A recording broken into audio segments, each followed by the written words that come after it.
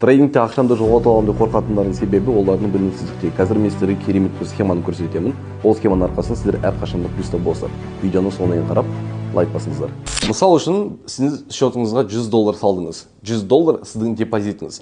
Әр сделкаға сіз $10 кіресіз, то есть уже ол где-то бізде 10 сделка шығады. $10 асырмаймыз, түсірмейміз. Енді стоп-лосс убытыққа біз минус 20% қоямыз. Яғни осы $10 тек қана минус $2 ұтыламыз. Одан көп ұтылуға болмайды. Сол үшін стоп-лоссты дұрыс қою керек. Үшіншіден, ал take profit табысымыз ол плюс 60% болу керек. Яғни плюс $6. Соответственно, сіздер $2 мен рискуете, чтобы $6 табу үшін. Бұл дейтіміз 3 к 1. Дальше кеттік. Енді қараңыздар, сіз 10 сделка аштыңыз, оның 7-і стоп-лосс, 3-і take profit. Вроде стоп-лосстар слишком көп, но қара есептейік. Минус 7 сделка, ол дейтініміз $2-дан минус $2-дан 7 рет.